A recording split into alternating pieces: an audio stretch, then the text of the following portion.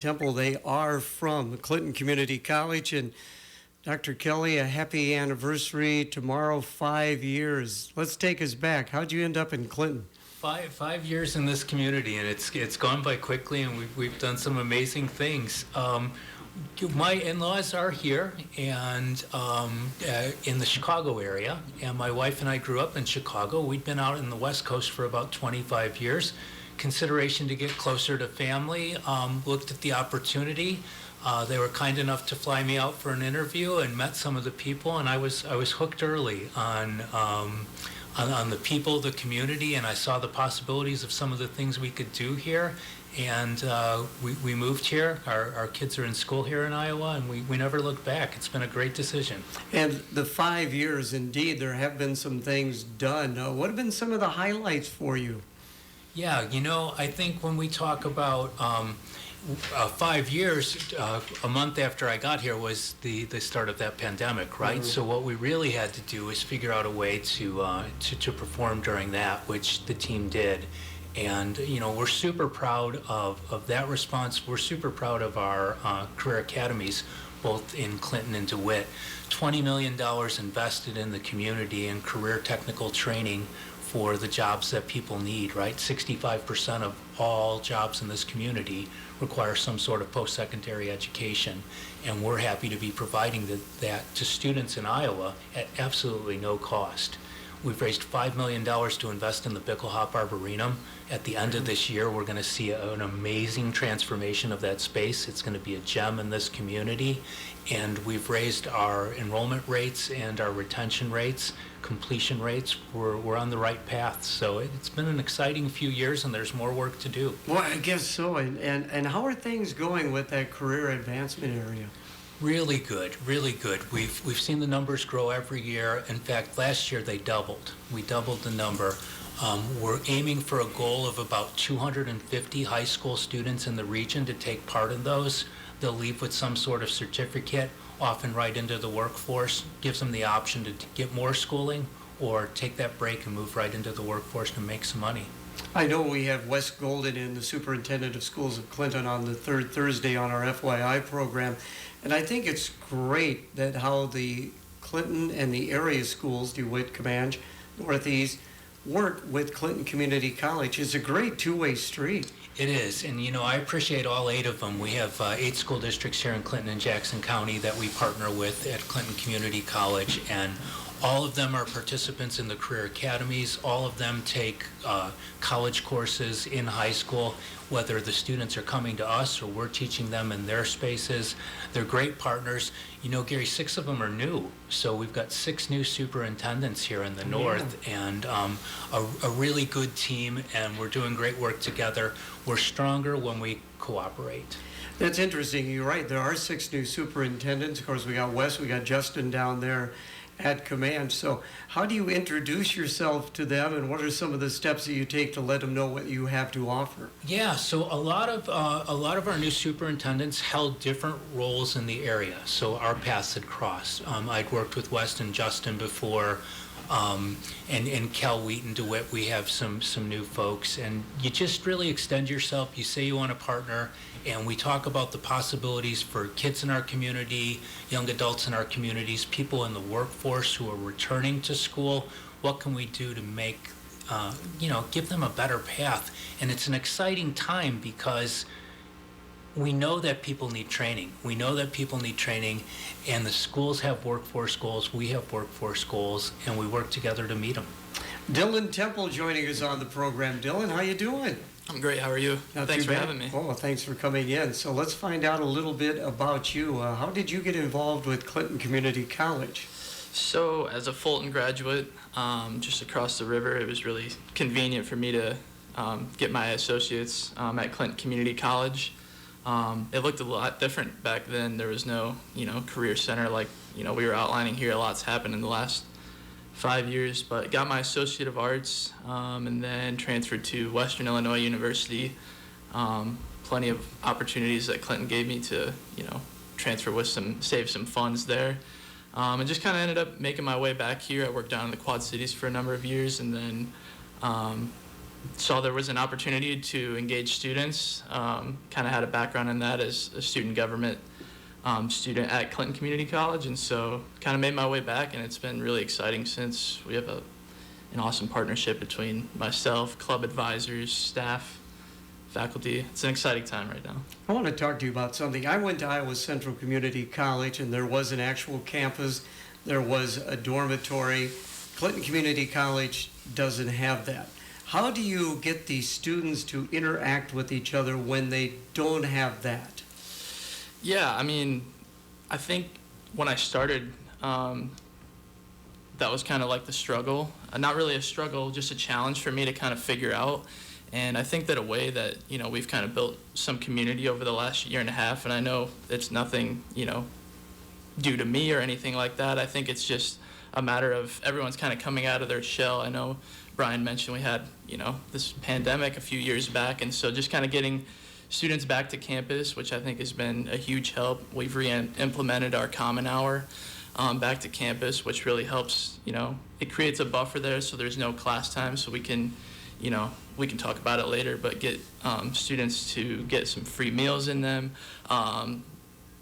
be able to engage with some of the opportunities we have on campus, some of the resources we have. So I think kind of creating a buffer time there for students to engage. And like you said, they're commuter students, most of them, and so it is a challenge, but I think we've kind of handled it in stride and knew what we signed up for.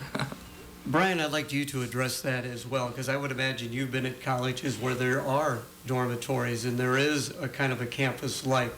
What's it been like? Yeah, it's you have to keep trying, with students and see what sticks. And Dylan's done a tremendous job. We're super pleased with his influence and our student senate. What's going to work for kids? What's exciting to be a part of? What kind of crafts? What kind of activities? We try to build a campus climate where students can participate and be themselves, do the things they want. We have a wonderful gaming guild, and it's students who play board games, Dungeons and Dragons. Wednesday nights they have their own lounge area. We'll see 30 or 40 students in a night because gaming is big right now. So we try to figure out what students are interested in and find a way to incorporate that with what we do. And you mentioned a student council, and I think that probably plays a big role to get people involved. Talk about that. Yeah, so coming in, we had, I mentioned earlier, when I was a student at Clinton Community, there was a strong student government on campus. And I was a part of that, so that was something to kind of, bring back post-COVID. And so now we have 10 fantastic student senate officers. We plan to go to the Community College Day on the Hill here toward the end of the month. But I think overall, their impact on campus and just rallying other students that are, their peers on campus, helping them realize that it's, college might be a little bit of a struggle in terms of time management, costs, and things like that, but they're in it together.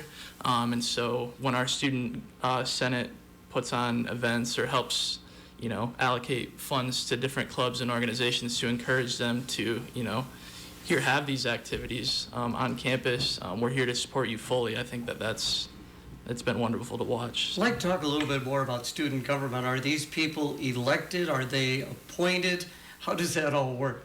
Yeah, so every spring and every fall, about a month prior to the end of the semester, we like to hold an election to see what new influx of students are interested in getting involved in helping plan activities in student government. It's a good resume builder, obviously, but again, that impact that they have on their peers, creating friendships and things like that is pretty invaluable. But yeah, we have elections about a month prior to the end of each semester, and so that kind of gives a little bit of time where they can pick the brains of the current sitting officers, and also kind of get ready and prepare for that upcoming semester because we do have a lot planned. So is there a hierarchy? I mean, you've got a president, vice president, secretary, treasurer, and so on? Yeah, I'll shamelessly plug our president, Tori Kirst, she's invaluable to our student senate. She has been a big proponent of getting students involved, and a lot of our current student senate members kind of joined up because that nudge came. She also serves on our Paul B. Scher Foundation board as well, which is really awesome. And she's helping put on something for the Hope Lodge out in Iowa City, the Rochambeau tournament. That'll be at the end of February. I'm talking about her, but our whole student senate is wonderful. We've traveled to Hershey, Pennsylvania for an APCA activities conference. We've traveled to Lincolnshire for another activities conference just to gauge what we want to bring to campus. And so they've all been really great, and their input is, I mean, I'm a recent student. I'm not that old quite yet, but it's good to get their hand on the pulse. So Coming up, we're going to take a break for the weather. We'll talk more, but I got to ask one question. Does it smell like chocolate in Hershey, Pennsylvania? So we stayed in the Hershey Lodge, and yes, there has to be some injection of smell into there because it does smell like chocolate, and it's fantastic. Have we missed you? We're Kramer Construction of Clinton, and we're in your neighborhood, helping one of your neighbors with a new roof, siding, deck, doors, windows, and remodeling. We are a family-owned business. Our office is located at 2020 Comanche Avenue, have an A+ rating with the Better Business Bureau for the last 7 years, and are CertainTeed certified. Does your home need a makeover? Then call Kramer Construction at 563-613-3437 for a free estimate. It's time now. Weather forecast brought to you by Kelly Heating and Air Conditioning. A weather impact alert continues for this morning. Dense fog and some heavy downpours will be likely. Then drying out for the afternoon and skies clearing. We'll see highs in the mid-40s today. For tonight, skies go mostly clear again and lows will drop to the chilly mid-20s. With your Storm Track 8 weather impact forecast, I'm meteorologist Andrew Stutzky. This weather report on KROS has been brought to you by Kelly Heating and Air Conditioning. Trust the Midas touch. Trust the Clinton Midas at 1432 Lincoln Way. Now is not the time to be on the road with a vehicle you can't count on. See the Clinton Midas for general maintenance and, of course, for brakes, mufflers, batteries, windshield wipers, and a great selection of tires no matter what vehicle you hit the road with. Come to the Clinton Midas, 1432 Lincoln Way. You can trust the Midas touch at the Clinton Midas with the Golden Guarantee. Why do customers trust Kelly? Kelly Heating and Air Conditioning goes above and beyond with a maintenance service agreement. For one low annual cost, you can save 5% on repairs, have priority scheduling, and no overtime fees. Plus, it helps avoid costly future repairs. And if you need a new Bryant whole home comfort system, Kelly Heating and Air Conditioning has many different financing options to get you up and running, whatever it takes. Kelly Heating and Air Conditioning in Clinton, your Bryant factory authorized dealer. About that late. Continuing on our Men's Day, Dr. Brian Kelly, Dylan Temple from Clinton Community College. Burry Scurry tomorrow. Oh boy, 500 to 700 people on campus. We love using the college as a place to convene our community, and a couple of events we've had recently, while the high school is in transition with its amazing new spaces, we were able to host the jazz band the other night, 150 people on campus. MLK event celebration a few weeks ago, 150 people on campus. We'll see 700 here, tomorrow for Burry Scurry. A few weeks with Eagle Watch, we get, a few hundred.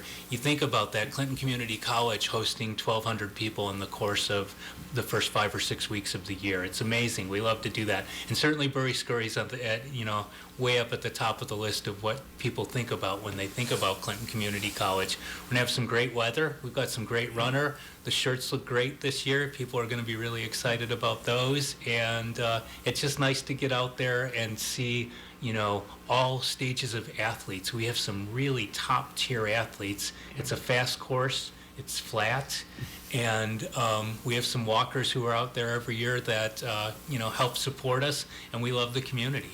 And Dylan's got on that jacket, and that looks great. That is sharp. Yeah, I don't fall into the athlete bin there, but I will be walking as well as our chancellor as well. So it's going to be a really cool event. And there's some great merchandise that's going to be available at the Burry Scurry. There are. We've really expanded in the last few years with some vendors and some opportunities to get some good running gear, some good shoes. Last year we had just a great shoe sale, and we like to help support the running community. I think the running community identifies with this. Great event afterwards at Legends, and always a great start to the year at Clinton Community College. All right, should be a great day, no doubt. Dylan, you wanted to talk about a program. It's called Eat It program. Yeah, so this was kind of something that myself, our advisors, and our student senate kind of wanted to spearhead last fall, so not this most recent fall, but the prior. And so we implemented it last spring. It's a free meal program for our students called Eat It. It happens every Monday and Thursday. Like I said, it's free for students. It's 11 to 1 in our auditorium, and it's a changing menu each week. So each Monday and each Thursday, we'll have the same meal, and then it rotates the next week. We kicked off our semester this year with the salad bar. It was actually this week. Over 50 students, I'd say. It's starting to grow past what I ever envisioned it to be, but it's awesome to see. Around 50 or more students come through our auditorium, get free meals on every Monday and Thursday. Anyone that donates to it, it's totally optional. Those funds go back into our CCC cupboard. So it just is constantly helping keep our campus fed. Anytime I can hit on our CCC cupboard as well. There's plenty of opportunities for students to get any supplies that they might be needing, whether that be laundry detergent, diapers, any canned goods or anything like that. And so it's kind of like a revolving helping cycle, I guess. Just making sure that our students are fed and have an opportunity for a nice meal twice a week, as well as any donations from staff who can also participate for $3. Any of those funds go into our CCC cupboard fund. So, What a great program. How'd that come about? like I said, it was kind of a brain idea by myself and the advisors, and we just kind of took it from there. We had the sign off from our student government, who was elected, and they, said absolutely. So our supplies usually around $50 to $100 a week in terms of what we do. So like this week was salad bar. I'm sitting there chopping up tomatoes and cucumbers and stuff for about a half hour prior to opening the gates. And we have a line of students as soon as it pops up, just ready to take on the next meal. So pancakes are next week. We have quesadillas coming up in a little bit. Biscuits and gravy. Walking tacos are probably our biggest hit, though. So That is amazing. Do you get a chance to walk in, look in on some of this? Absolutely, and our students are learning when they're taken care of, right? So it's part of what we do is with the food pantry and with these Eat It lunches, we're able to make sure that they're seeing the nutrition.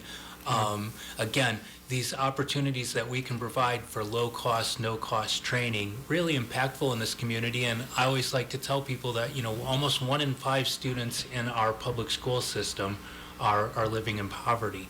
Yeah. What can we do to recognize that and help students be successful? It's an important part of who we are. That is great. That is great. We got a song. You want to introduce that for us, sir?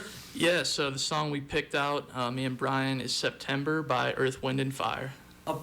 It's incredible what you're able to provide for the students. Dr. Kelly, how did this come about? Yeah, and Dylan's done such a good job for us with these last few cohorts of students. If students aren't engaged, if students don't feel like they belong, they're less successful. Everything we do is for student success, so we realize engagement is a part of that success, and we try to engage them in every way, whether it's making snow globes, eating tacos, painting pumpkins, doing games outside together. How do they feel engaged on campus so they can be successful academically? And I would imagine it makes them feel like they are a part of Clinton Community College, Dylan. Absolutely. I can give like a brief example, Yes. but Brian mentioned painting pumpkins.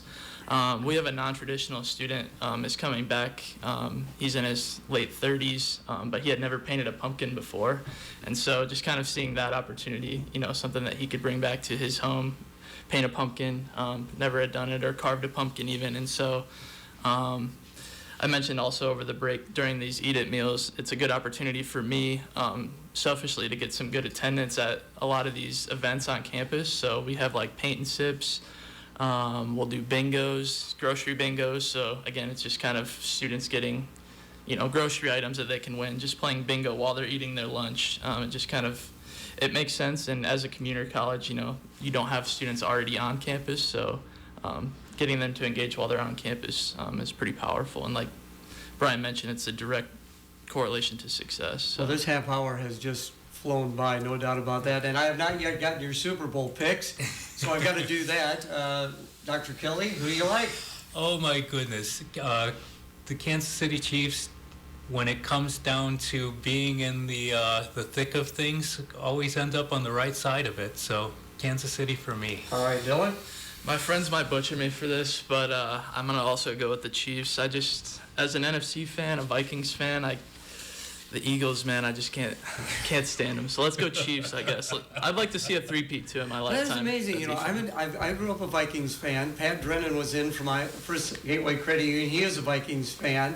So who did you like growing up? Grew up with the Bears. I was going to say Chicago. I should have known. Walter Payton. Yeah, Yep. well, there you go. Can I get your McCarthy, Sam Darnold take really quick? Who do we go with next year? Oh, you got to go with Darnold, I think. I mean, he kind of struggled there at the end, but Okay. Who are you going with? I'm McCarthy all the way. Oh, you really? ride the rookie contract. Yeah. I know that's not the top. Well, it's unfortunate, you know, he got hurt Yep. because I think he was doing well Yeah. in camp there. There's rumors you might have beat Darnold, but national champion, you know, Yeah. there's an influx of talent on that roster. But I tell you, you know what Sam Look Darnold out for did. us next I mean, year. what Sam Darnold did for the Vikings, you Very- gotta like our coach. Very, very impressive. I mean, So, very impressive. So we got a minute left. Again, what you're doing, I think, is tremendous. How I do you see appreciate this going forward, Dr. Kelly? You know, we're just going to continue to invest in this because, again, for student success, we need to look at every element. We need to look at our students' mental health. We need to look at their social health. We need to look at how they're doing academically. And we're looking at the full student. We want to get students to the finish line, get them to accomplish their academic goals and be a part of this workforce. And it seems like you've been doing so much. How can you expand upon this even more, Dylan? I think the next kind of goal, and I have just thoughts about this as I'm just walking around or at the gym or anything like that. I think kind of also incorporating our buildings across the street and our other campuses, our DeWitt and Macokota centers. I know we've been sending some coffee to our DeWitt center as well. We had our breakfast with our admin team, so our dean of students, Brian, just at doing breakfast at these external campuses that are a part of our Clinton community. So Well, the time has gone by quickly. It is 12 noon. You are in tune to KROS Clinton, Iowa. Time for the Midday Report. This is CBS News on the Hour, sponsored by Progressive Insurance. I'm Steve Kathan. We're hearing from the father of the crew chief aboard that Army helicopter that collided with a jetliner over the Potomac River Wednesday night. Basically witness your son's death in the news. It's devastating. Gary O'Hara told CBS